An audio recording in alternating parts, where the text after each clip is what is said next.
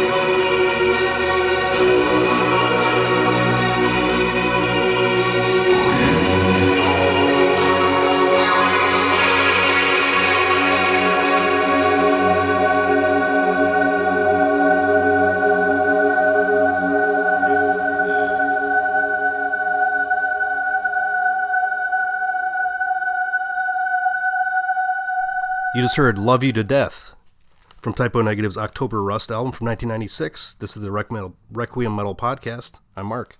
And I'm Jason. And welcome to the Doom series finale. Here we are, Mark. Typo Negative Part 2. Good for half a year, right? Yeah, we started this whole countdown in late April, I believe, mid-April, something like that. So, and it's fucking November now. So, pretty wild stuff. So, once again, we are joined by the esteemed Jeff Wagner, who joined us for Part 1. Welcome, Jeff.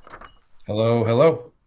And Jeff, we kind of forgot in talking to you last episode. It kind of came to me as we were I was taking notes and things like that. Is there a way for people, for people that for some weird reason just joined us for Part 2 and didn't listen to Part 1? Jeff is the author of a book on Peter Steele and Typo Negative and called Soul on Fire. Is there a place where people can find that anywhere at this point? Unfortunately, not right now. Okay. It's out of print, and it will be back in print next year. It's no secret, really, that this was something that I printed and published myself under the guise of FYI. And I'm going to continue to do the same thing with the Fates Warning book that's now with the Layout guys. The reason that I took it out of print was simply because as a one-man show, I didn't want to deal with orders for the ebook or the print book for Soul on Fire as I'm kind of ramping up to get the Fates Warning book printed. I wanted to throw all my eggs in that basket and make sure that gets out and that gets pre-ordered and that gets all sold in that initial phase, where you sell the most before I, start messing with Soul on Fire again. So okay. I just kind of let it fall out of print. I saw 2 weeks ago that a copy sold on eBay for about $650. What? Wow. Yeah, no shit. So I like that there's demand. Yeah. But when I bring it back in print, it'll be $30 again. Well, but that'll be sometime next year. I'm not making any promises. I hate to have to do that, but it's been a successful run so far. But I really do have to pull back and just concentrate on putting all my financial muscle into the Fates Warning book before anything else happens. That makes sense. Totally understandable. Well, and here you got now a 2-part podcast that can sort of build some anticipation, put some new fans towards you in a year from now. So for when the book comes back in.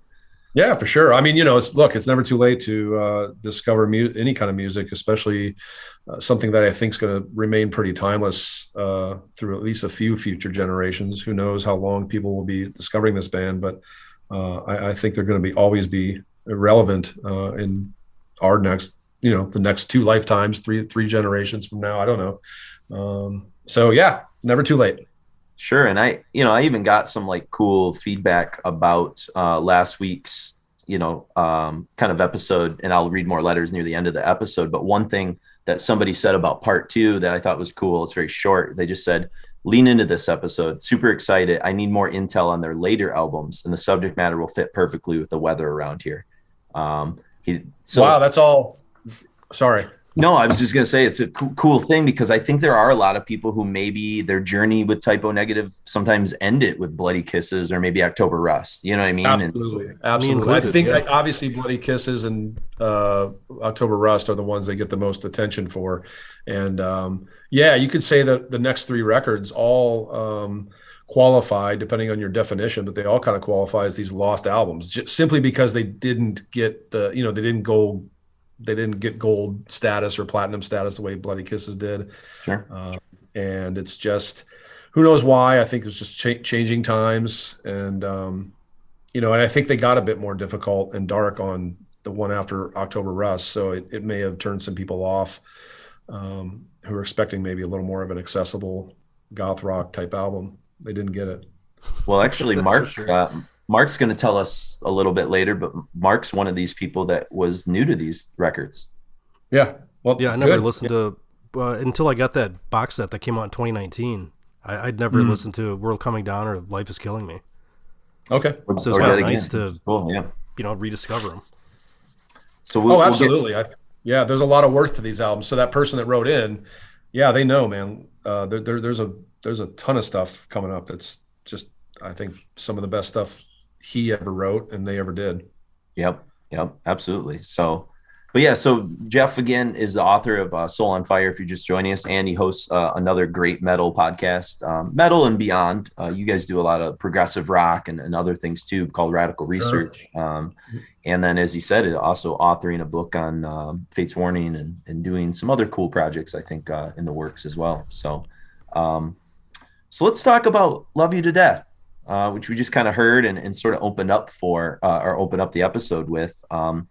We hinted a little bit at the end of part 2 or part 1 that, we kind of introduced a couple songs from October Rust, but we didn't really sort of get too deep into the weeds on all this. But, for me, Love You to Death, I think it's one of the ultimate sort of gateway type O songs, especially with like non-metal people and girls, especially, girls I was dating always, for whatever reason, liked this song. And I know our esteemed colleague and friend, Chris Dick, his wife, Elena, not a big like metalhead, but when we're like in the car and this song comes on, and I've taken some road trips with Chris recently, Elena like gets super excited. She's like, oh, like she loves this song. And so it's kind of an interesting tune for that standpoint. I don't know. Is this maybe one of the most accessible songs they ever wrote, I think, on some level?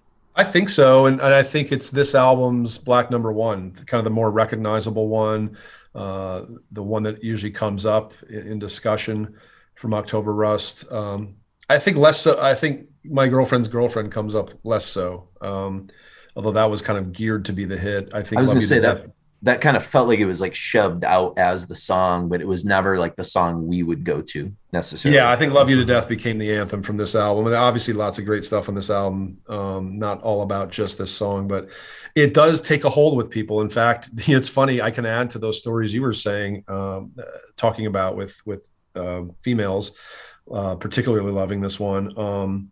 I think one of the first, maybe the first or maybe second date with my now current wife, Adrian. This is years ago now. She told me that Love You to Death was her bath song. Like when she would take baths, she would throw that song on and light some candles. I'm like, wow, that's pretty goth, Yeah, that's it. But it just connected to her. Yeah, I have my candles lit and my wine out again. So because good vibes last episode, so I wanted to bring that good energy. Nice. I drank too much last night with some friends, so I'm not drinking anything. Okay, but water. Fair enough. I'm not in a bubble bath though.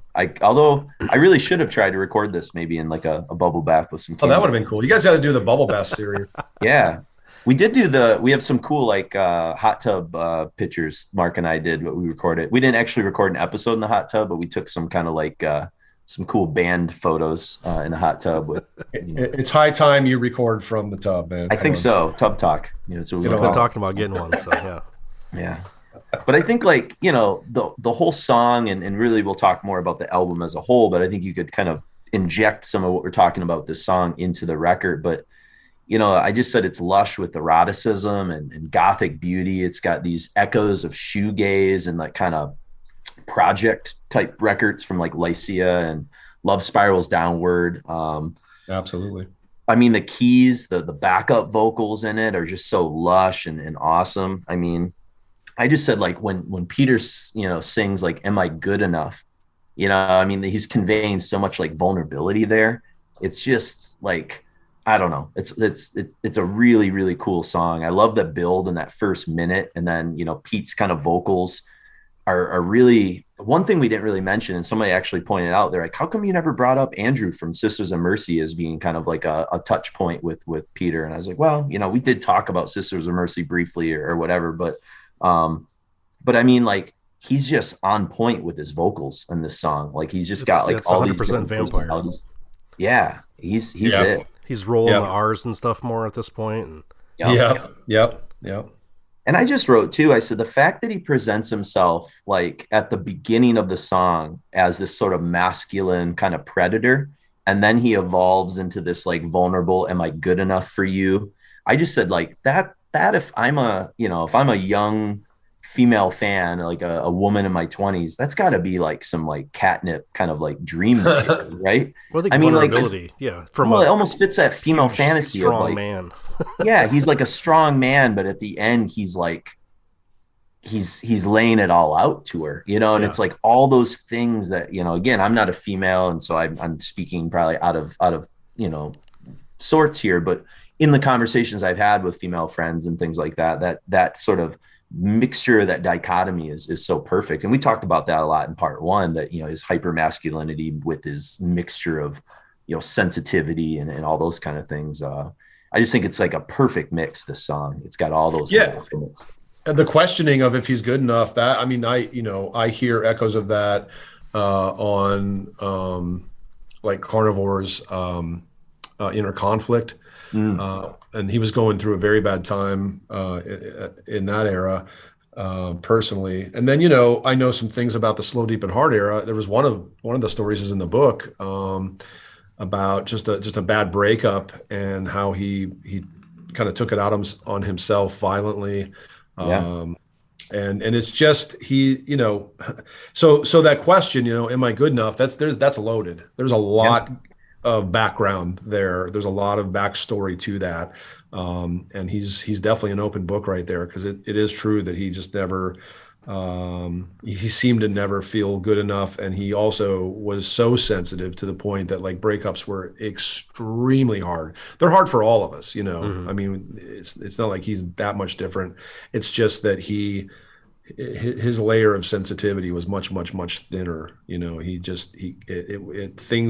things he wouldn't rebound well from things, I guess.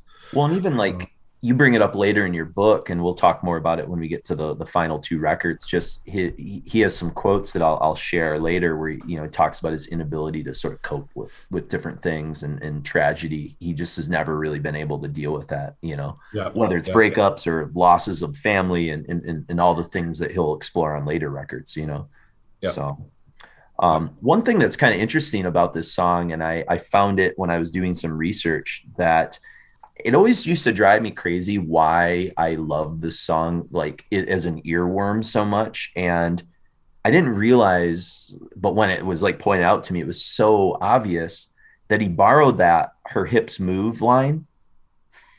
He contextualized the line from "Comfortably Numb" from Pink Floyd.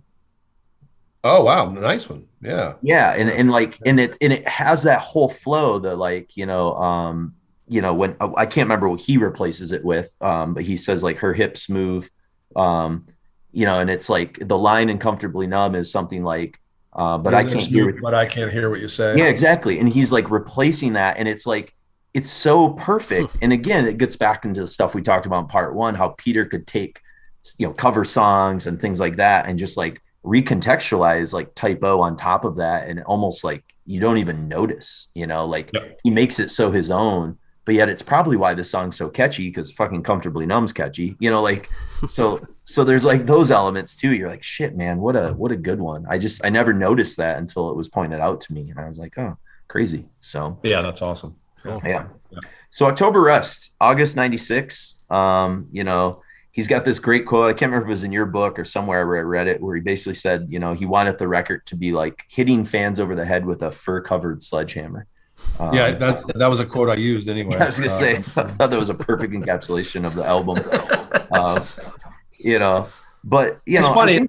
"Slow, Deep, and Hard," that's just a sledgehammer, right? Yeah, now it's covered in fur. That's a jackhammer, sledgehammer. Exactly. Yeah, now it's covered in fur. So yeah, it's soft. I mean, it's almost like this cascading record. Everything's cascading the whole time. Nothing like is super like in your face or imminent. I can't think of one song that like comes at you aggressively. You know what I mean? I mean, you could say this about any typo album, but I think October Rust especially so is just so highly textural, Mm-hmm. It's or even tactile. There's something tactile about it. There's a feeling to it. There's an actual touch to it. It's aesthetic over anything else. I mean, there's definitely songs, there's definitely great performance and production. But for me, like, it's just this one burnt orange layer of atmosphere, basically. Kind of how I look at the album. Well, and you even got Pete to comment on that. I think it's from your book where I wrote it down. Pete's talking. He says, the form of art the most highly functional form of art is civil engineering and architecture. It's not just something that looks good, but it's also functional. Art should have a function. It shouldn't just sit on the wall and do nothing. Yeah. And I think like he's like almost thinking of this album. And I think a lot of how he constructs albums as like civil engineering and architecture, which I think is like a fascinating way of thinking about it, And like you said, he's constructed it to have this atmosphere that's, you're right. It's this burnt orange, it's the cover. It's the cover is like kind of perfect for it,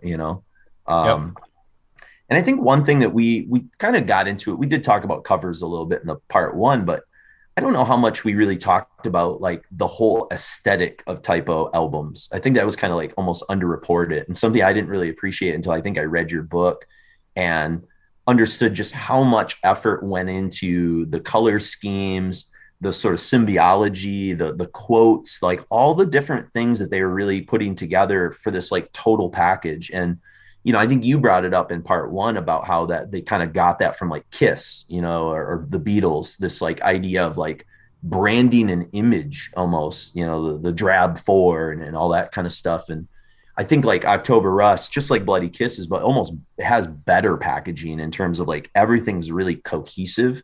And it feels like I think, 4AD kind of records or just something that's like really artful, and I think that's completely agree. Yeah. I mean, like he would get upset if like the logo on the cover was just like a millimeter off, it had to be absolutely perfect. And I mean, that is just a mirror of the production, the way they went about laying down their sound and how everything is kind of woven together. And it certainly doesn't sound like any other band. They were very meticulous about that. Well, he just extended that to every other aspect of the band. I think that speaks a lot to his, he had a few OCD elements to his personality. And like, he didn't like to make, the things on a plate had to be completely separate before he would eat it. Like if something touched another thing, then that was it, Yeah. Completely different from and I feel like you can see that in his approach to his art, right? Mm-hmm. Everything in its right place and nothing off and just, solid presentation. It's one of the reasons it makes them so incredibly singular, right? There's nothing like this band, and it's because of that vision. Can you think, I mean, we talked about the Beatles and Kiss, but are there other bands that come to mind that have this much consistent sort of like singular vision like this? This is probably not the first thing that would jump to most people's minds, but in my mind, I think of Corner, just the strip down the right of the album covers. There was a uniformity to what they were doing. It didn't happen on RIP, unfortunately, but every other album cover had that strip down the right. It was a design consistency that they had. So that comes to mind first. I'm trying to think of like bigger bands that kind of kept that. Sisters of Mercy kind of did that as well, especially if you look at their singles per album and stuff as well. Okay. Yeah. Very. Yeah. Very stylized and very. They kept color graded the whole way through. Yeah. It's interesting because bands change too. Because if you look at somebody like Queen, their imagery on their album covers reflected what was going on with the music. So it would go from place to place to place and not have maybe as much of a unified quality as something like a Typo or a Kiss. Yeah. I think there's some black metal. I think Burzum for a long time. I don't know if that's a bad word to use here anymore. We did an episode on him. It's fine. Anthoculture, but I like that aesthetic that he had in the first phase of that band because the logo was always just about the same. It was kind of in the same place. There was what was it? I remember there was a bit of an uproar when one of the electronic albums came out or whatever the first album came out was that didn't use the Burzum logo. And there were people just like freaking out. Like that is not right. Yeah. So I mean, I guess if we sat here and thought about it enough, we could come up with Yeah. Maybe Dark Throne and the early stuff. I think of Dark Throne a little bit in those early kind of records, just with both Soulside Journey. Yeah. 2, 3, and 4. Records 2, 3, and 4 looked like they were part of a set. Yeah. But I guess it's just, the green, like everything, like it was really well thought out, and that was like a big takeaway I think I've had from this band is just like, I don't think I appreciated the artistry of Typo. I think I just listened for the songs when I was younger because I was a teenager and I didn't really think about things like that, Well, when you start seeing it like parodied as well, then it's like connects with people. There's been like Right. countless Typo parodies, like as far as how the text is set up and everything. Mm-hmm. Yeah. I mean, I tried to do the book cover and the inside of the book a bit like that, just to kind of be loyal to that aesthetic. Yeah. Yeah. I feel that. And even like in this record too, just the whole like concept of like the Vinland and this like idea of like going to this almost imaginary kind of, this America that never was, and, that they're from this place. It was just very conceptual, and I know like a lot of the progressive bands that you're really into kind of did things like that where they almost created like Sure. Landscape worlds or worlds within worlds, that they kind of would make self-referential stuff too, but it was just another just added layers that I think are cool. Yeah, I mean, it's world building, and I mean, he was a big fan of bands like Pink Floyd and Kiss, who as different as those bands are, they were world builders. They kind of just created this place that was it did feel like a new world, like a different world if you really focused on it and listened deeply. So he was all about that, and completely consistent all the way through, right to the end. Sure. Yeah. And Pete said in your book, when he's talking about this record, he said, this isn't a concept album, but many of the recurring themes happen to be paganism, autumn, the woods, the worship of women. October happens to be my favorite month. And when I think of October rust, I think of leaves falling off the trees, something very beautiful and very peaceful. And he just kind of says like, later on, I think on the next page, he said, he promised paganism, lycanthropy, nature worship, Promethean gifts, social Darwinism, totalitarianism, and global acquisition. And that was, it's what he was about, and all these myriad of themes that he's sort of putting out. And so, it's just a fun record. And we've got Johnny officially coming in, although not really officially. Until their last record. Yeah, not until I mean, that's something that a lot of people that I got a lot of feedback after people read the book. Like, I didn't know Johnny didn't play on all those records that he. Yeah, I certainly didn't. And it was and I found quotes from Peter, obviously after the fact, after he had died. But when I started digging into it in the writing, I wanted to find an explanation for that, and it was hard because they didn't really talk about it. They didn't want that known. But I think I found something, or maybe talked to Mike Marciano, the guy at Systems 2 who recorded all these albums with them. It was just, again, Peter's very exacting requirements as a producer, and Josh Silver, of course, the keyboardist, was producing all these albums along with Pete and Mike Marciano. But the drum machine thing was not that Johnny wasn't incapable, but I think that Sal's work speaks for himself on his albums. He's a fantastic drummer.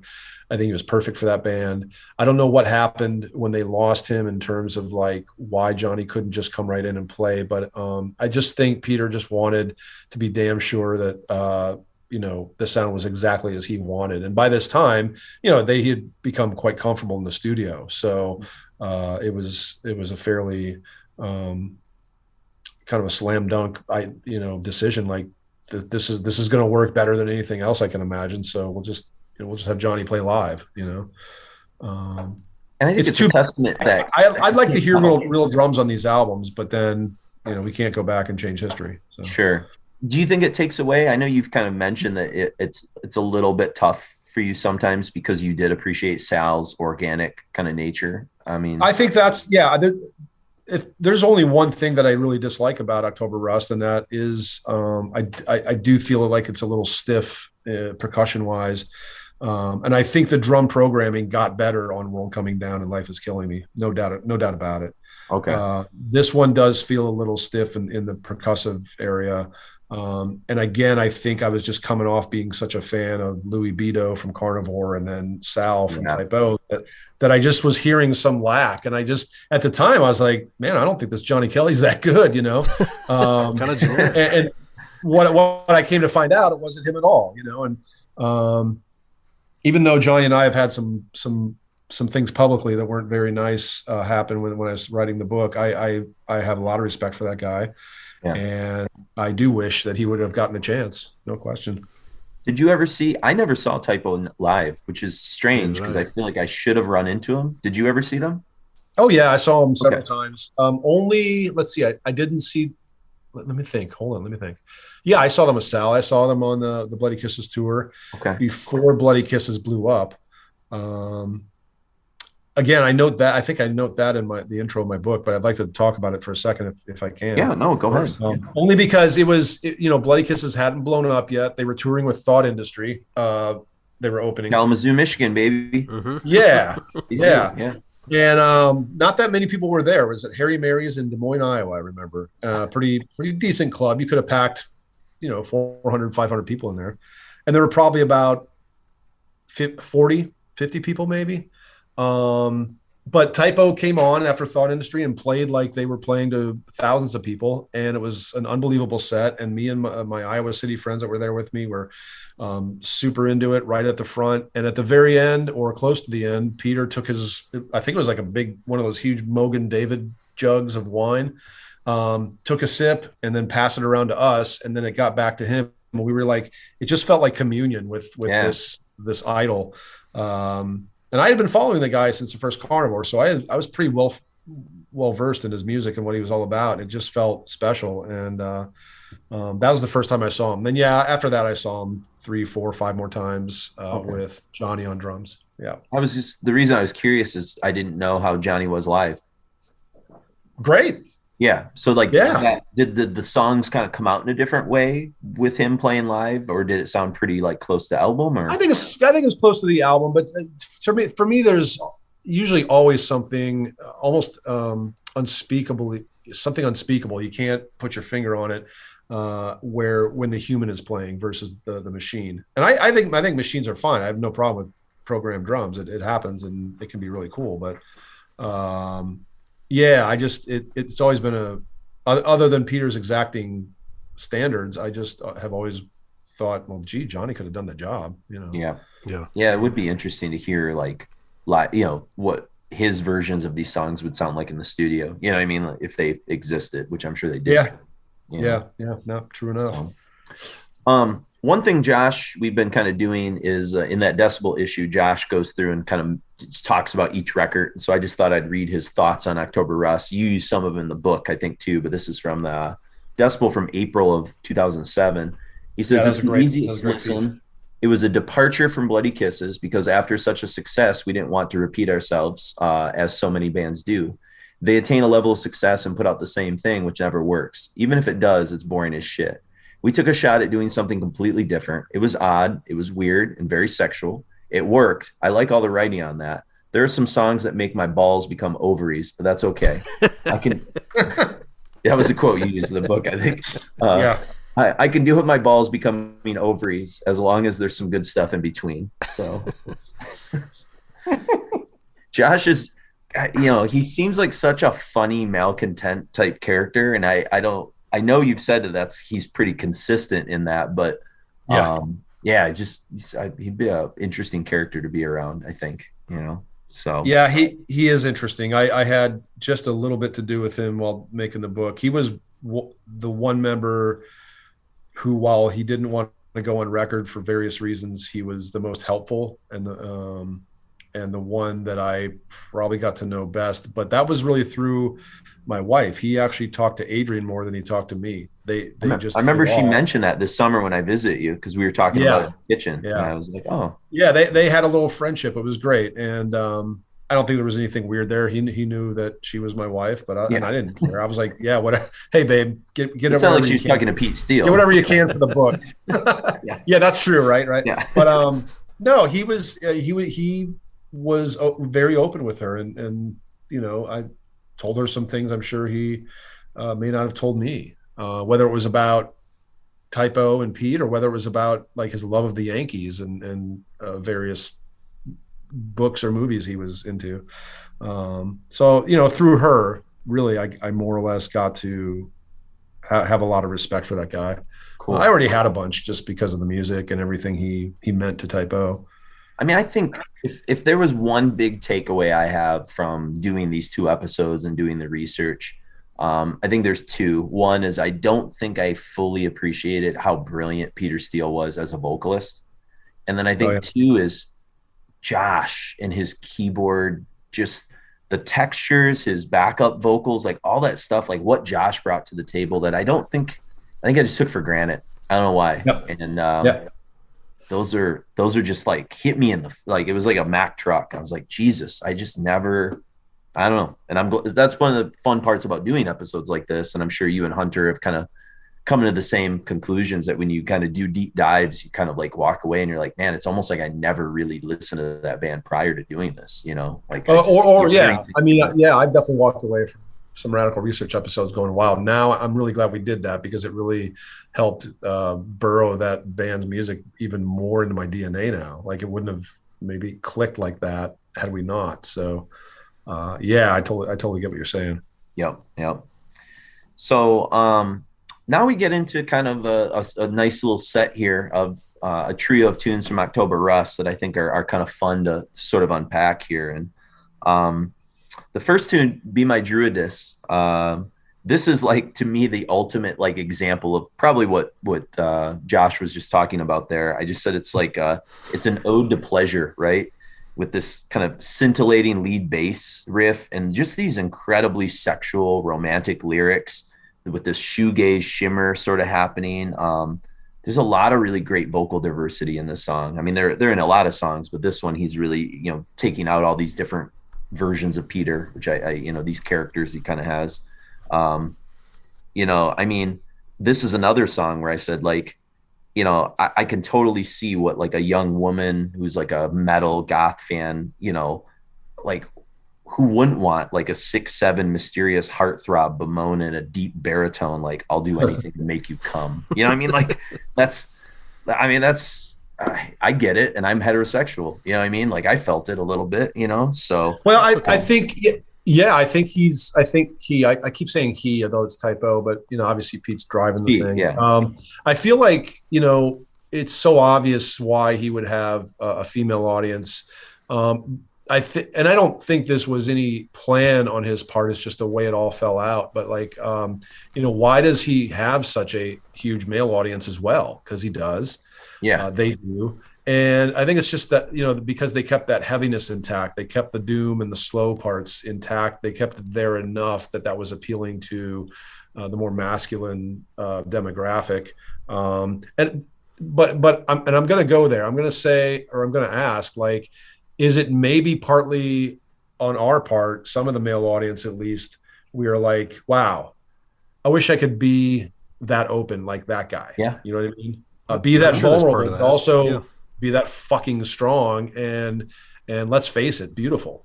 You know what I mean? Like, it's a little, and this is one of the many fascinating things about this band is like that it works on those levels too, looking at the female audience, looking at the male audience and why, each gender is like, interested in this band. I mean, that's a whole book in and of itself, probably. Well, I mean, they talk about it, like the Beatles talk about, or people talk about going to see Hard Day's Night in the theater. And, males that were like 18 or 19 kind of walked out of that movie and they kind of said, the Beatles are writing all these kind of like silly love songs and it's girls screaming at them, but we just got a blueprint on how to get girls. Totally. Right? Let's start a fucking band. Like, this is the way. Yep. And so in a way, like, Peter is showing you the way. He's kind of like, and maybe that's good for these kind of, maybe some of the hyper masculine people that initially got into typo, because maybe they did get like an ounce of sort of sensitivity sort of like built into them or whatever, through listening to typo. And if that's the case, then good for them. You know what I mean? Like, you're saying that, it made me think of a really abstract thought, but is there a correlation there between the exponential population explosion in the 60s and 70s and 80s and the rise of rock and roll? I mean, like, I'm sure everybody's fucking. Everybody. Yeah, everybody. I mean, Elvis shows up in like 53, 54, and I mean, one thing is Elvis. Elvis the Pelvis. Well, one thing that's really interesting that my students in rock history, like we kind of get into, is this idea that prior to like the like late 40s, early 50s, parents didn't really have disposable income because of the Great Depression and the war. And so the concept of like teenagers who could have a car that could like get away from their like parents supervision, and then like, obviously, things happen in cars. That sort of coincides kind of like with this sort of post-war generation and this kind of population explosion. So maybe they're parking, listen to Elvis, and they're, shit's happening. And yeah, you don't have to get married and have a house to fuck. You can do it in a car. Yeah, so that mobility combined with kind of the, I mean, one of the things, not to go like kind of down this road, but one of the things I think is so like interesting about the visceralness of like rock and roll is that in a lot of ways, like it did unleash like this sort of repressed like white sexuality that we were still like kind of had hang-ups from like kind of the Victorian kind of era. And, Black culture had already sort of like tapped into that with jazz and blues and things like that. And so, I think it did unleash a torrent of sexuality in a good way, you know what I mean? And it probably led to a lot more of the freedoms that we see today, So I don't know. That's a socio-cultural kind of side conversation, but it's definitely something I talk about in my rock history class, and that kids kind of nod their heads and they're like, oh, like kids like talking about sex, so like they're into the conversation, but it's like, how far do you push that? But well, I think, and we're talking about, we got onto this because of Be My Druidess, but this is probably the most hedonistic typo album because you've got In Praise of Bacchus on it. Hedonistic in various ways, whether it's, plunging yourself into nature or a woman or alcohol. It definitely is probably the only one that has this level of hedonism on it. Well, I think too, like, it was probably in your book that he was in a kind of relationship at this point with Elizabeth, right? Like he's kind of stable, Yeah. I mean, as stable as Peter could ever be in a relationship. Yeah. Josh got engaged around this time. So I think there's, love is in the air. You know what I mean? Like, sure. Absolutely. Yeah. So, I mean, most of the Peter records, he seems to be like kind of in breakup mode. And this seems to be like the happy record or something, so. Happier, obviously there are themes that we'll get to in a second here with this. Yeah, I was just going to say, speaking of happy, Red Water, So I love the concept of this song and the lyrics and the whole. This is a major highlight on this album for me. Yeah, tell me about it. What are some of your thoughts before I share mine?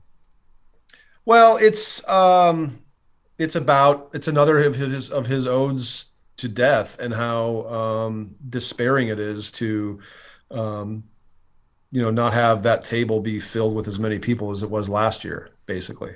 Yeah, my table's been set for but 7. Just last year I dined with 11. Exactly. And it's, obviously it's based around, it's another seasonal thing. And this is such a seasonal album. And, he's talking about, gathering of family at Christmas. Red Water obviously is a bit metaphoric, I think. More blood. Yeah. Or wine, chasing the pain away. Wine for sure in this song. Yes. So there's just a lot of either metaphor or symbolism or just clever emotional poetry here. And I think musically, delivery wise, this is such a standout. Yeah. Well, even like, it's pretty overtly obvious, especially with Christian symbiology, but blood and wine, you know what I mean? Like, so it's all kind of the same thing, but I think the holidays, especially Christmas, can be kind of this unnerving kind of experience for a lot of people because it does unearth some of those like anxieties and things like that. And I think he captures that, that there is something great about gathering with family, but it can also sort of be a reminder of what's been lost or what's changed and, years past and things like that. And so you get it with this sort of gothic funeral atmosphere that he sort of creates throughout this song, very like Victorian kind of like Dickens vibe to this too, like, holidays, but also like a bittersweet kind of thing. But you could also like read this as like almost like a song about the plague or something. There's a lot of inroads to like the lyrics on this record are fantastic, and this is along kind of like the last episode I didn't really quite go into the lyrics quite so much, but I was like reading all the lyrics for this show, and I was surprised how like clever, witty, just how really good and simple they were too. Like he doesn't really go too far. It's always like really concise and intelligently written. Totally agree, man. He makes really, really good use of words, and he doesn't. He's not trying. It's obviously he's not trying to impress. He's not trying hard. It's just it comes to him naturally. And good with the metaphor. Yeah, he's great with a simple turn of phrase. It just and of course then you throw the vocal delivery on it, the way he is emoting it, in the recorded form, and man, a lot of power there. And yeah, just the way he kind of does the mournful sort of like, I guess it'd be kind of the chorus part of it, but like the effects that are put on his vocals, they just sound like so 4AD-ish, right? So shoegazy or something. They're just like kind of larger than life, but also like oscillating and kind of like fluttering a little bit. It's just these cool. He like kind of does this, he draws everything out, before he gets to red water, whatever that line is. Like harmonies too with everybody else is great. Yeah. Yep.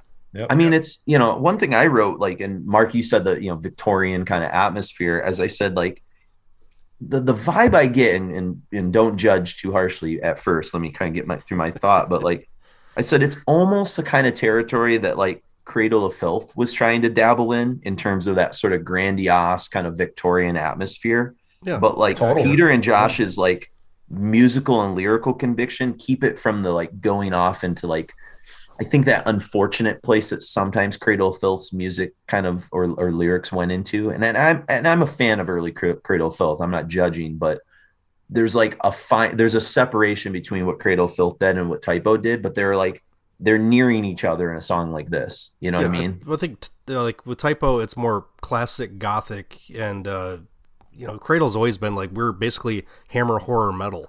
Like they're over the top, campy and goofy. Yeah.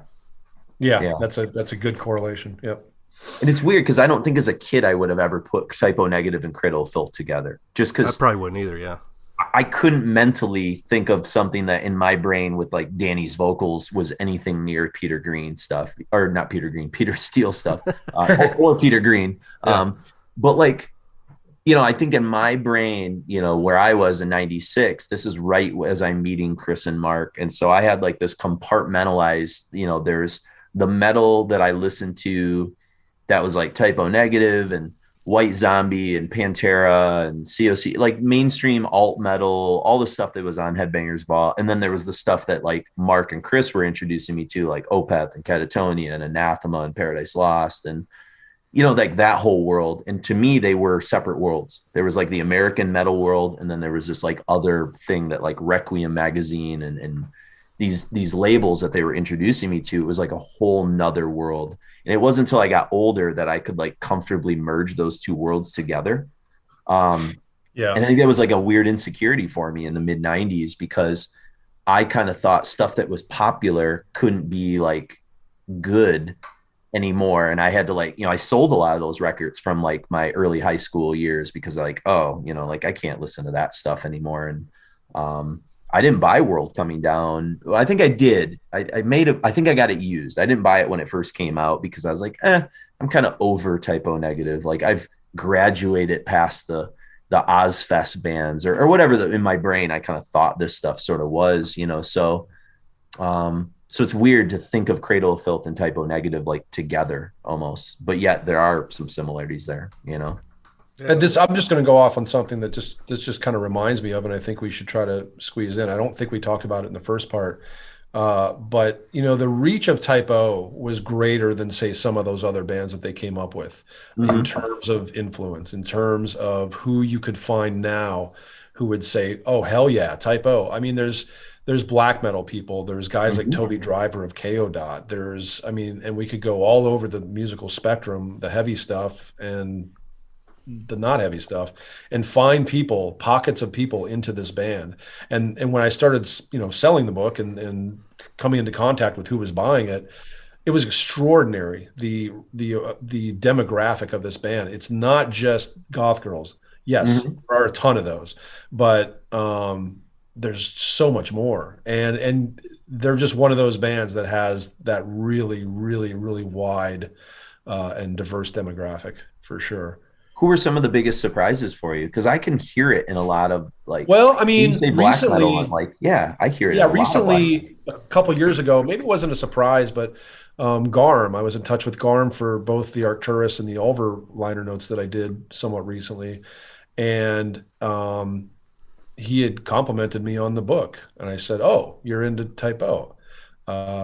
And sure, yeah, he is. Which makes perfect sense, actually, especially with those newer Ulver records, but even the nature kind of organic parts of, Berktot and some of those kind of things, Yeah. You could see Type O appealing, the pagan part of Type O appealing to those guys, as well as that early anger in those albums. And it's also, I think, interesting because they never fit in a place, right? You could put Pantera kind of in a little sort of pocket. You could never really put Type O in a certain spot.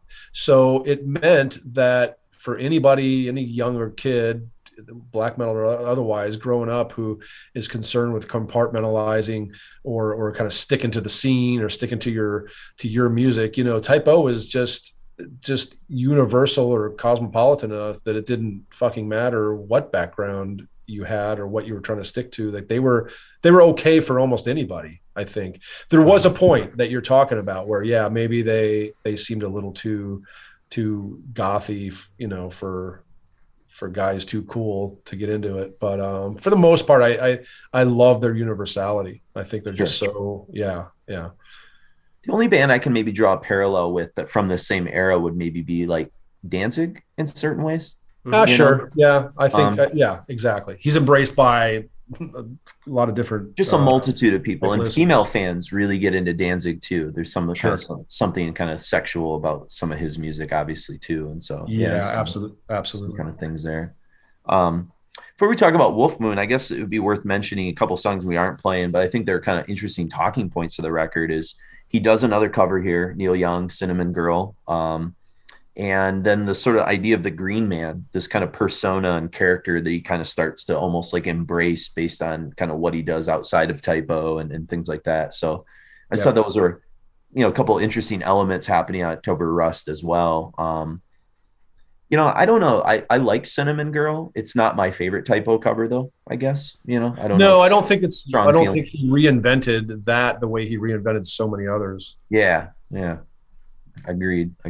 But yeah, I just thought, for people that never knew the story of like Green Man and what that song's kind of about, that was kind of a nickname that people had for Pete, right? Because the New York Parks Department would wear basically green uniforms,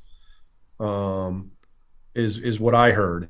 A lot of people assume that was just more of a nature boy sort of thing, and it was. And obviously, he loved the color green. I mean, he chose it along. Yeah, without black and green, that was it. And even Sophie from Roadrunner was quoted in the book when I interviewed her, saying that like eventually everybody at Roadrunner started wearing black and green. It just became like, it just rubbed off on them. Sure. But from what I understand, it originates with the Parks Department uniforms. Yeah, that's cool. Well, speaking of Cradle of Filth, gentlemen, that opening keyboard Baroque thing in Wolf Moon is it definitely gives me some of those vibes a little bit, as well as the female blood moon lycanthropy kind of lyrics too. That's definitely something, I feel like I would hear on a early Cradle of Filth record of some sort, but I mean, there are very few people who can handle the subject of lycanthropy and menstruation. Yeah. And I think Danny Filth could do it. And I think Peter Steele obviously could do it too. I think we just made a cool Venn diagram, guys. I think we should. I think there's a meme here. Yeah, there's a meme here somewhere. Exactly. But in your book, you kind of talk about this term because it's called Wolf Moon, including zoanthropic paranoia. That zoanthropy is this sort of belief that a person is changed into an animal. And, he combines that concept of, werewolves and if you want to say werewolves, I guess, but some kind of lycanthropy. with these female moon power, and there's iron in the air, and I mean there's he's not there's iron in blood, and he's going down on her, and he's turning into a wolf. Like what an incredible concept for a rock song. Yeah, I mean, you throw this together with "Be My Druidess" and "Love You to Death," and man, like women are swooning at this point, but it's it's powerful stuff. And I mean, compositionally, I think it's near perfect with these really powerful Peter vocals. Especially that first transition when he goes to those loud vocals after a minute are just like, oof, yeah. I think it's my favorite song on the album. Is it? Yeah, it's a great record, or a great song. I mean, I think it's probably the song that when I was in high school, it's the song. This and "Haunted" are the two songs I listened to the most. Because I think by '96 I was kind of like, I was too cool for school and too heavy. So I didn't want to listen to, "Love You to Death" and My Girlfriend's Girlfriend and, some of that stuff until I got a little older and kind of appreciated at least "Love You to Death" for what it was. But yeah, I wanted always the heaviest songs, Haunted, man. Pretty heavy. Oh, yeah. Which is what we ended part 1 with, I mean, that's just a great tune. So, but yeah, so, Mark, any thoughts on, Wolf Moon? Well, I like to bring up Paradise Lost and everything. So it's got that great mid-paced, PL Candlemass chug going on that I fucking love. It's like a Draconian Times kind of riff, really. Yeah, yeah, that mid. Even like the drumming toward the end reminds me of something off Draconian. Yeah, if just like this, using this horror camp as like emotional catharsis the lyrics again are wonderful. Yeah, that's cool. I'm glad you're keying in on that. So. But yeah, let's get into it. We got a trio of tunes from October Rust, and when we come back, we'll talk about White Slavery, the song we'll play at the end, and it's kind of set up World Coming Down. So we've got "Be My Druidess," Redwater, Christmas Mourning, Wolf Moon, including Zoanthropic, Paranoia, and then we're going to end with White Slavery from World Coming Down.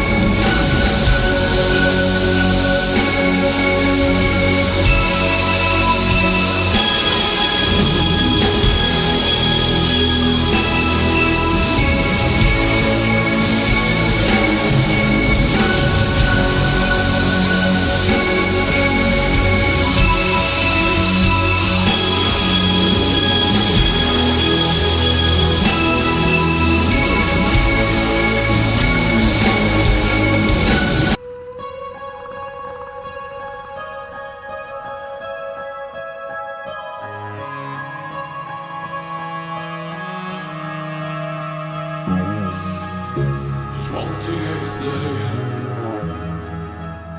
She'll be bleeding again. And in the pine ways, we'll alleviate the pain.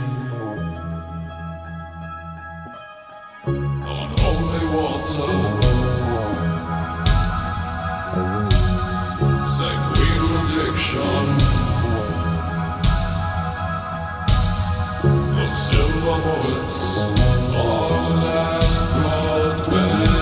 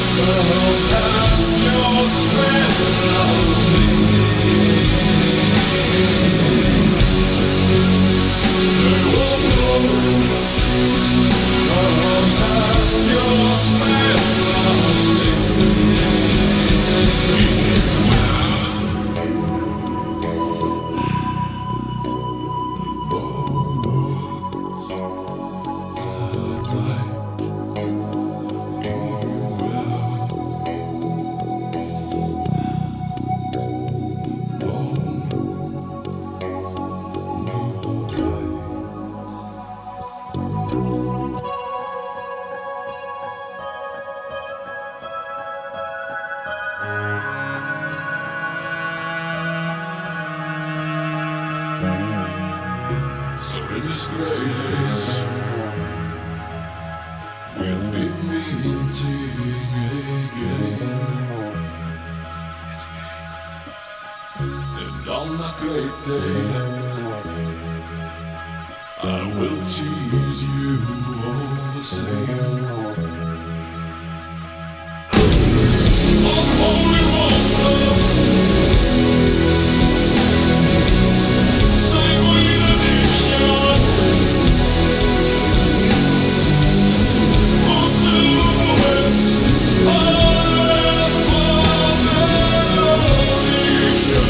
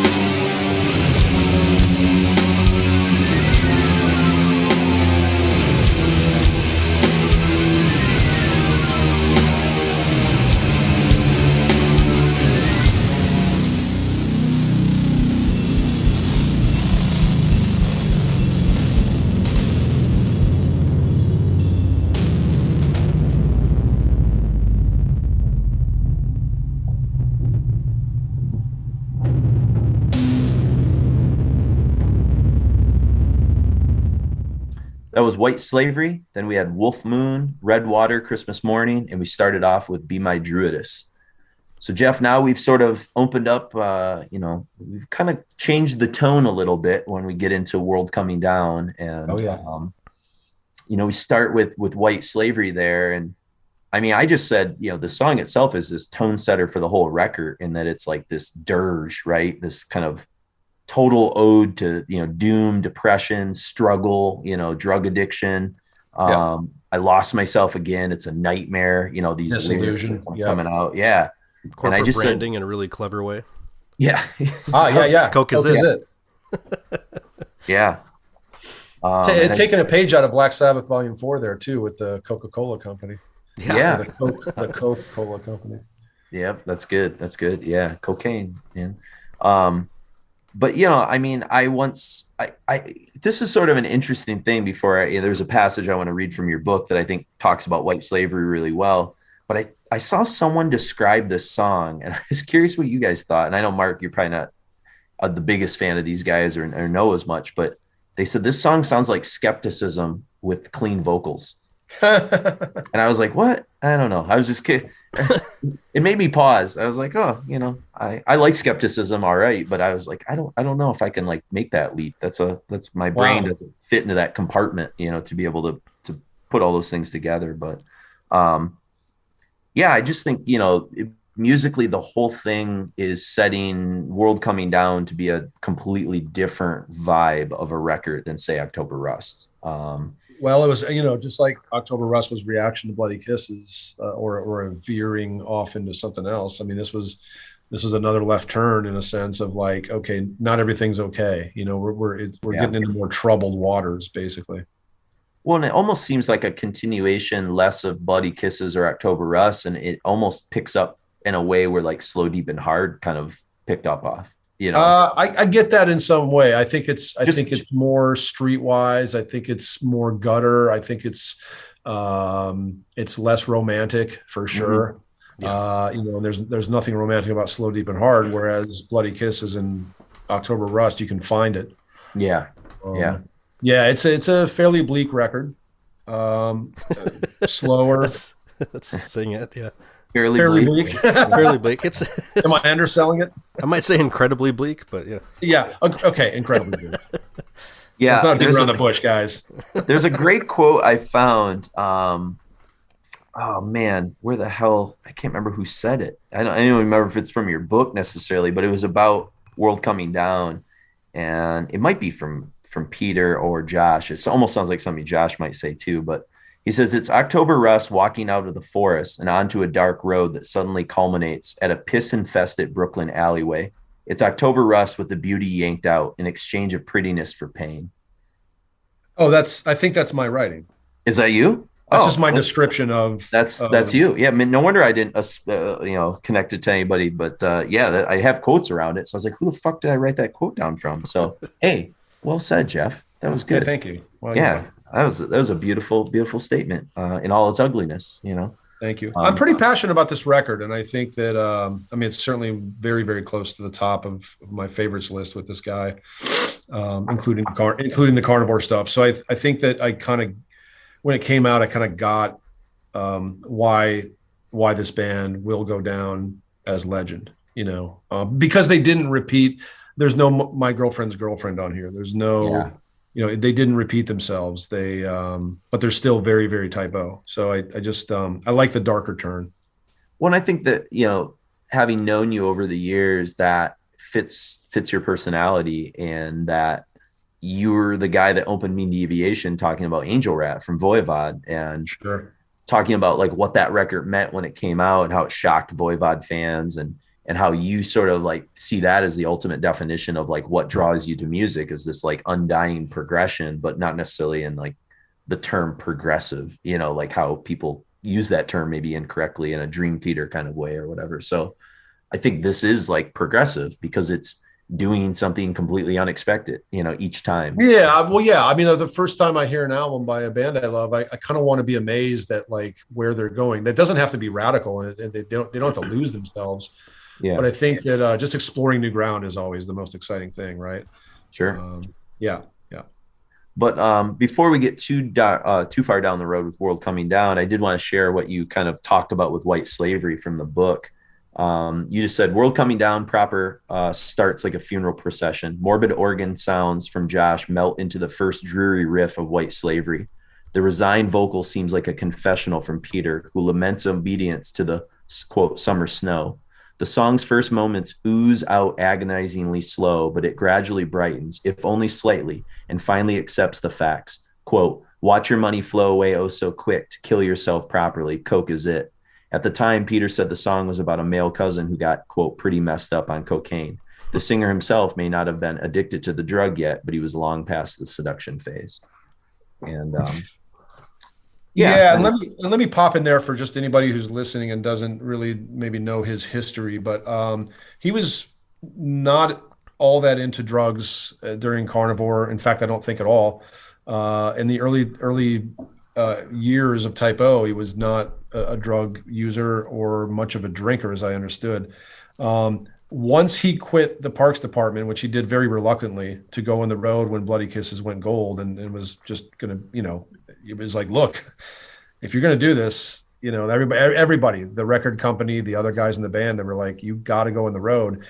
And because of his personality, he feared it very much. Like he just got nervous and would just, had a horrible time backstage before shows. I mean, shitting his pants literally, and just going through things. So to cope with that, to cope with all this newfound fame and money and attention and all these eyes on him and performance every night, he turned first to wine and then eventually got into Coke.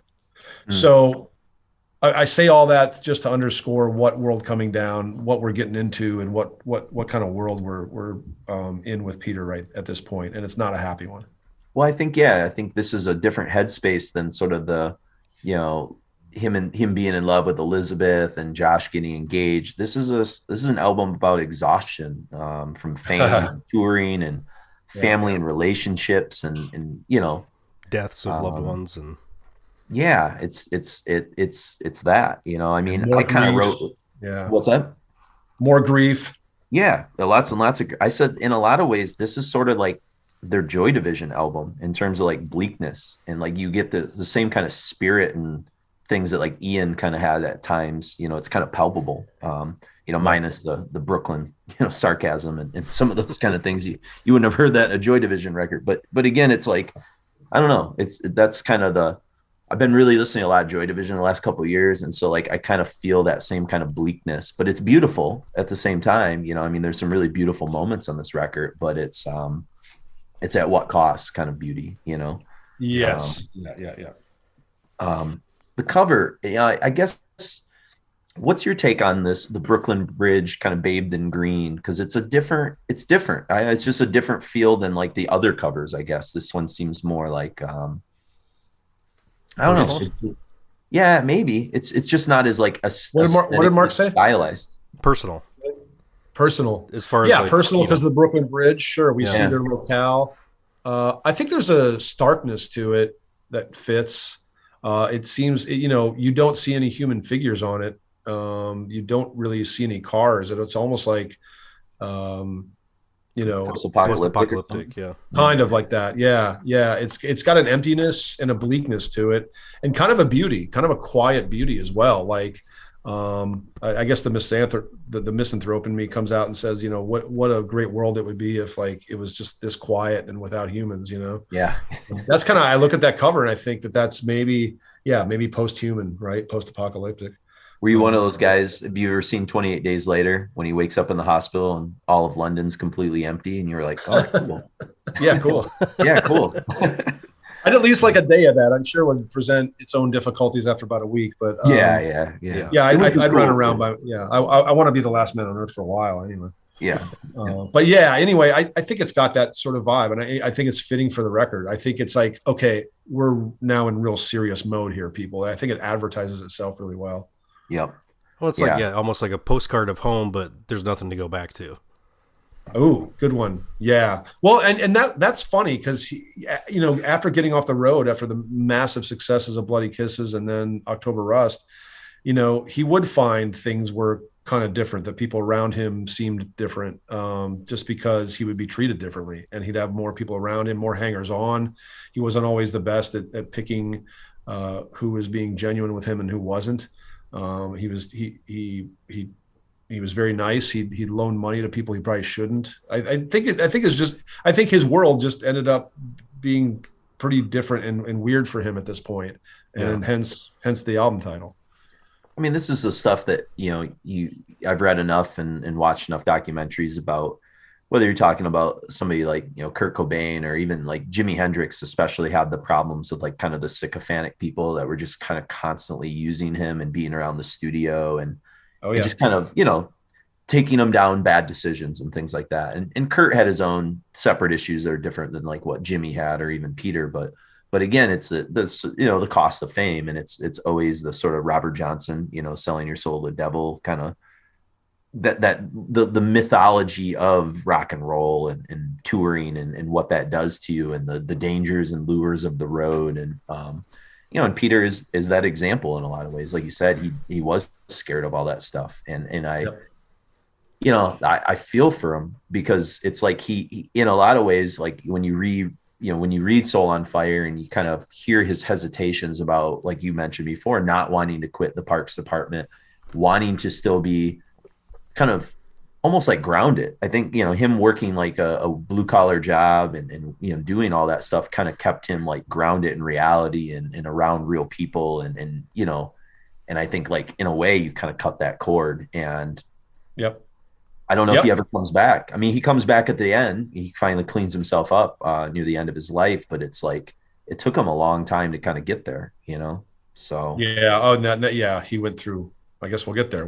He went through some even worse stuff, but it threw him off the rails. It was weird because we got a lot of great music. We got a fairly large catalog out of it, but it's not about us or for us. It's what would have been best for Pete. And I to this day believe he'd probably still be alive if it weren't for if he had just decided to stay at the Parks Department and just record albums like the Beatles and not tour. Mm-hmm. I still think he'd be alive.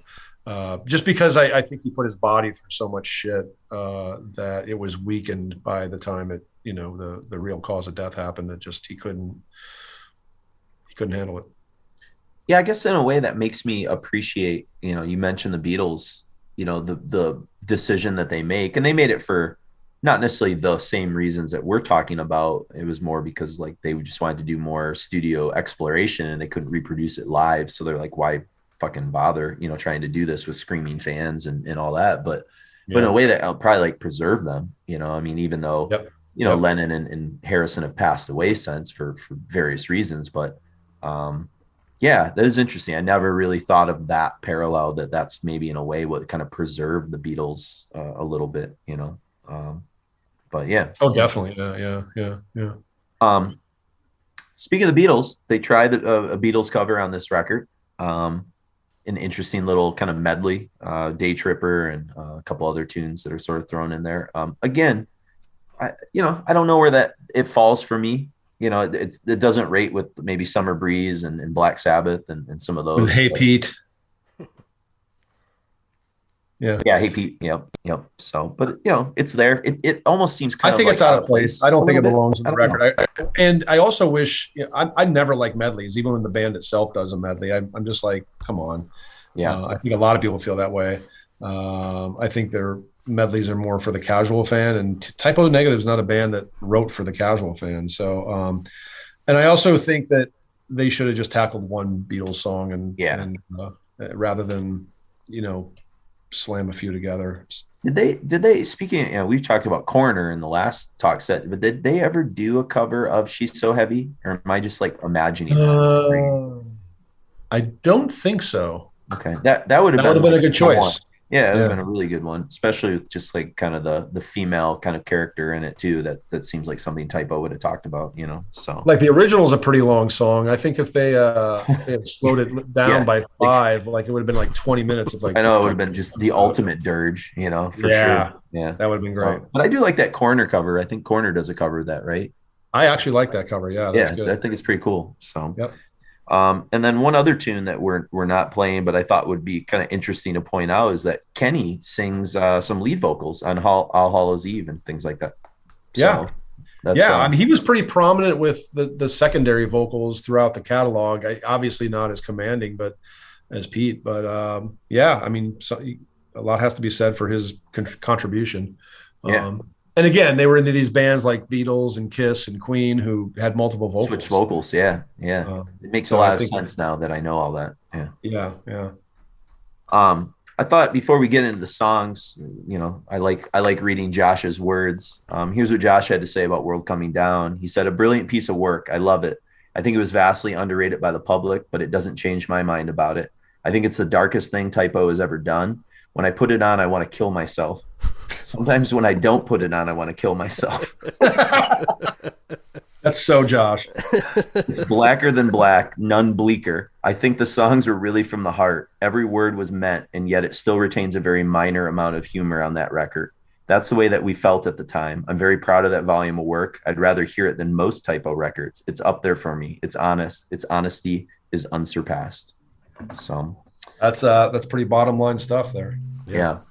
I was telling Mark before you came on, when we were kind of just chatting, before we brought Jeff in, that this is kind of because of, I think, doing these episodes, World Coming Down is, I think, moved very close to the top slot for me as my favorite Typo. And I don't think if you asked me that in 99, I would have said that. I liked the record all right, but it was like, that was the era when I was getting just like, I was starting to write for Eclipse and working at the record store, and I was just getting a slew of promos. And so I didn't spend as much time sometimes with certain records, especially from bands that maybe I kind of thought were like from my past, and again, that's a bad, I'm self-admitting that's the wrong approach, but it was just the times that they were. And I was very deeply entrenched into European metal and things like that. And I got it. And a lot of the songs were very long. And so I was like, I don't know how much time I want to spend with, these songs that are 10, 11 minutes long. But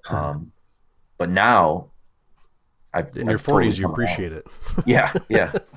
It's a weird one. I mean, was this one right away? Like you were into it right off the bat, Jeff? Absolutely.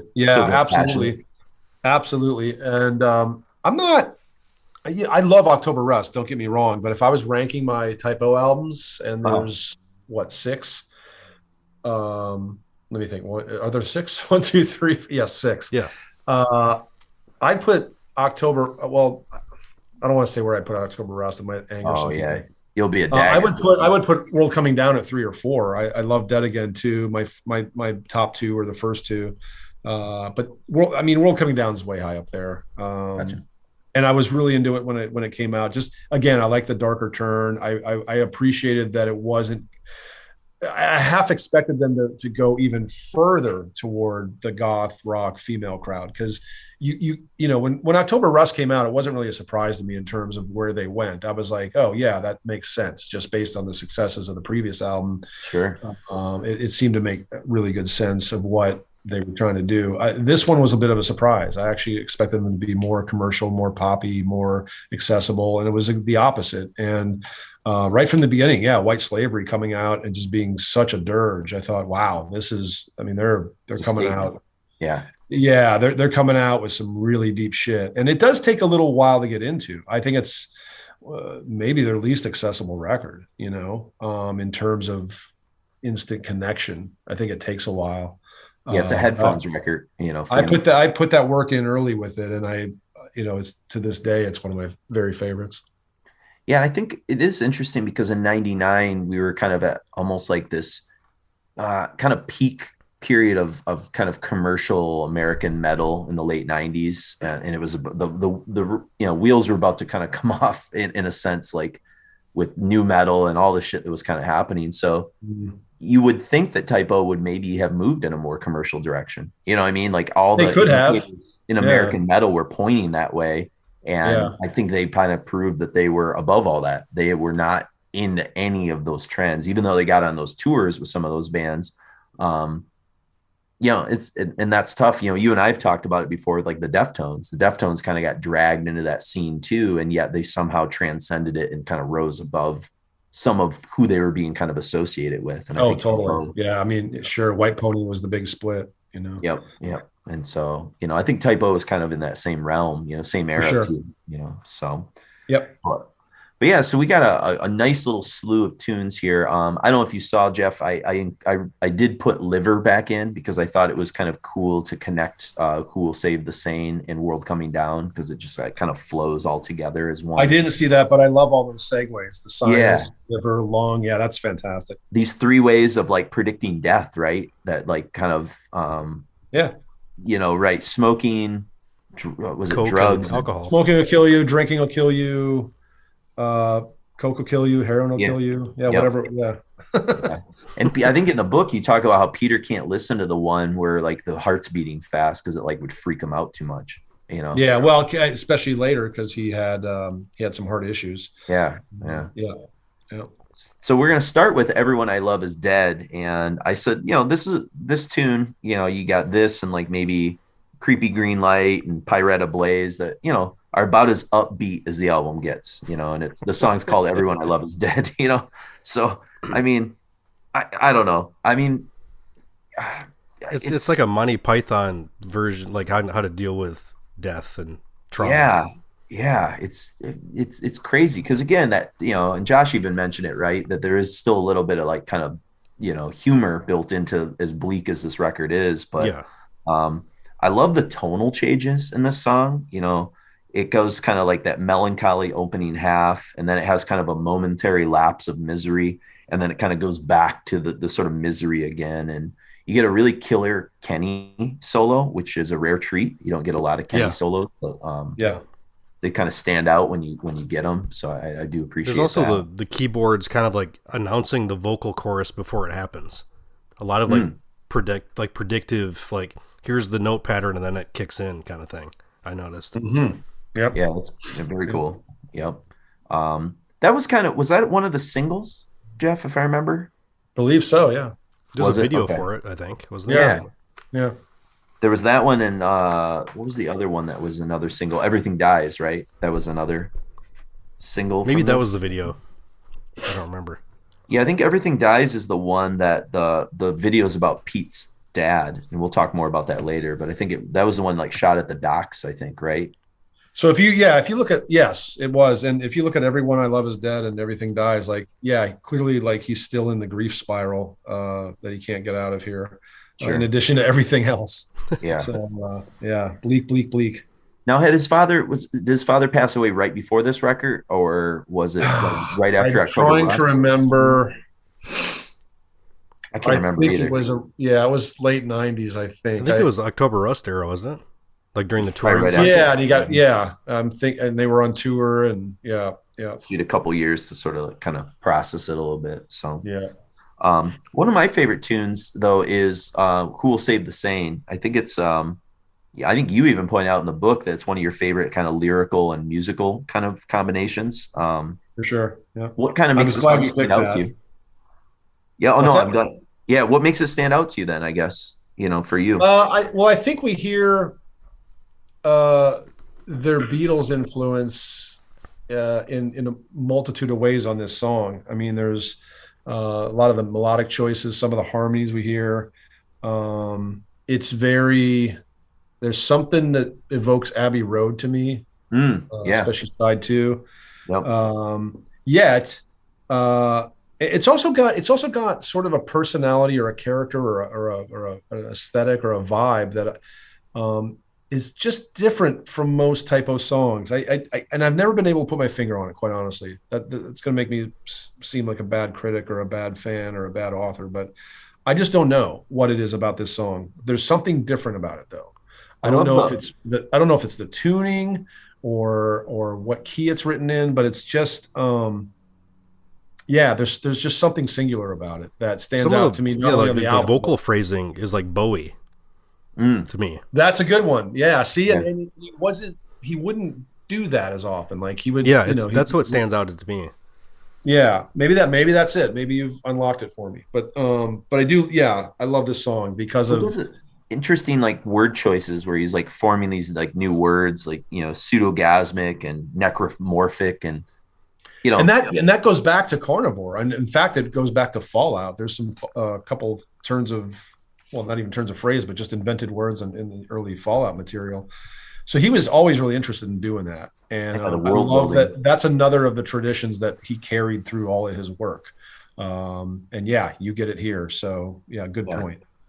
Cool organ breaks in it too, in the beginning and the middle. This is it's a really fun song, and it like I said, all these songs are kind of connected together on the record, so you can kind of listen from Everyone I Love Is Dead through Who Will Save the Sane, and then it sort of blends into this sort of connecting bridge song called Liver, which is it's haunting. It's got sirens and guns going off, and I mean, it's door slamming.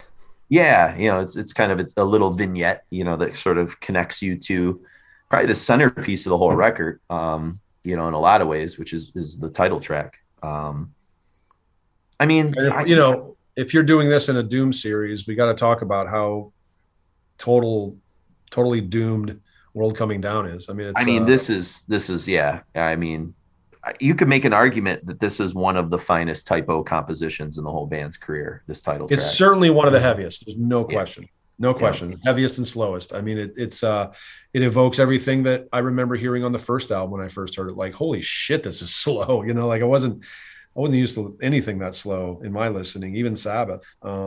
So I like that this kind of goes back to the band's origins in terms of that really crushing, crawling slowness. Yeah. And curiously, it's one that you didn't really write much about in your book. You wrote about a lot of the songs, and I was kind of like looking for what did Jeff say about the title track? And you just sort of, I didn't know if that was just out of like reverence. You just kind of let the song speak for itself. If I'm not mistaken, I think Josh is quoted as saying it's like maybe his favorite typo song ever. Oh, really? Oh, okay. Yeah, I'm pretty sure he says that in the book. So I think I left it alone just because of that. I thought, okay, if he's that definitive about it, I think that says it all. Sure. But I mean, the churning. I wrote churning, beautiful hopelessness. It's just like it's this contradictory sort of thing. The Sabbath riffs. I love when the Sabbath riffs cut out though, for Peter's like really sort of vulnerable like vocal verses that intertwine with those sort of church chant kind of samples, and then that monolithic Sabbath riff kind of comes crashing back in. And then you got that part there's two favorite parts I have on this whole record, and this is one of the two. And it's right around like the 7:30 mark when the echoes, kind of Pink Floyd echoes, like underwater keys come in. Yeah. And it's like, ding, ding. It's just this like resonating kind of like weird atmosphere that really, I think, elevates the song. Because in a lot of ways, the song for like the first like 5-6 minutes is fairly like just this repetitive Sabbath kind of doom song. And then out of nowhere, everything kind of cuts out and you get this like really, it's just, like I said, the only thing I can think of is like echoes from Pink Floyd, that just sort of the thing that Richard Reich would sort of do with the piano keys to get this kind of weird kind of. Is that the like the 340 where everything drops? It's just like his vocal thing, and there's like this, like Kenny's guitar. That's almost the part where crying. That's the part where Peter's really vulnerable. That part also stands out. This is more like at the 7:30 mark, where like, I don't know, Jeff. I'm searching for the words to sort of describe it to people. It's like, it when you hear it, I guess. But I think you make a good comparison with Floyd and Evans. When you go back and listen to it again, Mark, you'll know what I'm talking about. It'll be like, oh yeah, this part, and it's just these really weird kind of tinty, kind of piano keys that kind of sound like almost underwater in a certain sense. It's a pretty fascinating thing, but. And then, of course, after that, Peter then kind of goes right back to, stacking pain on top of insecure pain, on top of failure, on top of self-ridden guilt. Like he just, it's almost like there's a calm middle, and then it's like, nope, back to the doom, back to all the themes that we sort of had going before, But it works. It's a cool tune, and definitely one of the centerpieces, I would say. Then we sort of end with something that's a little bit more in the holiday spirit, I guess. It's just Creepy Green Light. It's a little more upbeat, right? It is. I mean, it's about as upbeat as you're gonna find on the album. I mean, there's another great song on it called Pyretta Blaze that I like a lot. Yeah, Could have been a big single. I was always surprised that thing wasn't pushed a little more, but yeah, I think Creepy Green Light is it's not entirely upbeat, but I think against the most of the rest of the album, it's about as upbeat as you'll get. Sure. With the, like I said, with the exception of Pyretta Blaze. Yeah, and I originally had Pyretta Blaze on, but then I remembered that this was a Doom series, and I was like, you know what? Yeah, I need to play the Doomy stuff, so I'm going to replace it with Everything Dies, because and I'm glad I did, because there's some interesting things I want to talk about with that song, but that's for the next Talkset, people. But yeah, it kind of picks up the mood a little bit. It's an ode to their favorite holiday, obviously, so we kind of go back to a little bit to some Halloween themes here, but I think Josh's keyboards are kind of the highlight of Creepy Green Light for me. Yes. The things he's doing with the church organ part in the middle, it's really like ethereal and almost like psychedelic, They kind of like cut out, the song kind of cuts out in a way after sustained feedback at like that 5-minute mark. And then you get these like really cool, like slinking bass and Peter's whispers that kind of like swirl together in this, I describe it as like a foggy kind of atmosphere. And it sort of fits with this idea of like kind of this creepy green light, you know what I mean? Right. It's, you're trying to create some kind of haunted house kind of feel, but it's still like upbeat haunted house. It's not, it's got like a little tongue in cheek to it, but for sure. It's a fun one. So yep. Let's get into it. Mark, anything do you have about Creepy Green Light? I just put quiet and loud, done in perfection. There you go. Pixie style, right? Quiet, loud. So let's get into it. We've got Everyone I Love Is Dead, Who Will Love the Sane, ? Liver, World Coming Down, and then Creepy Green Light.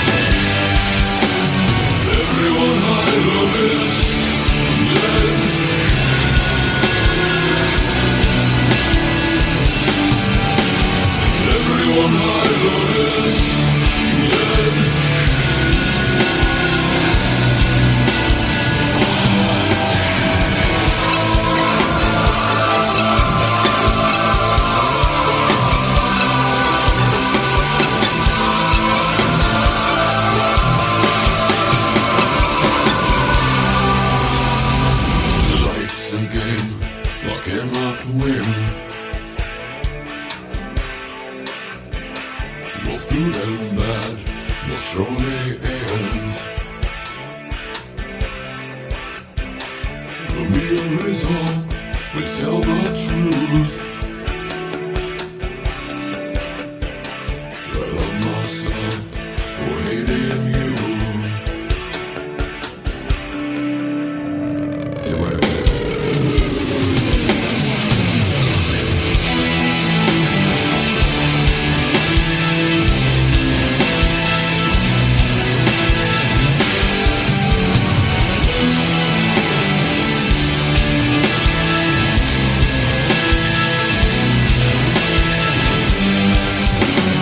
Everyone I love is dead.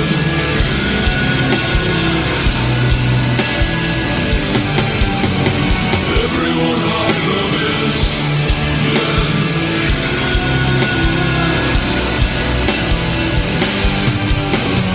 Everyone I love is dead.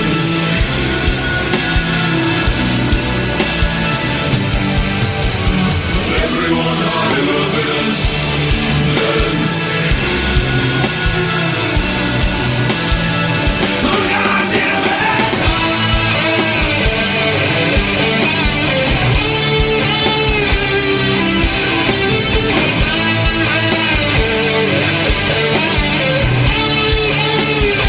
Oh God damn it!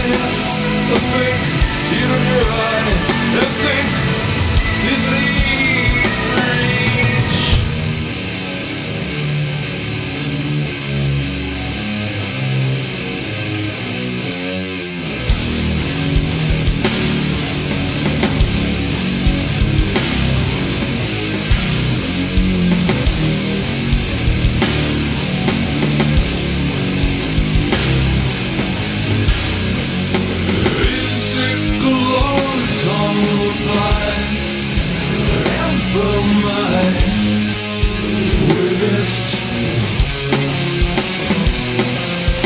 unsurreal world of unfelt HIV weirdest.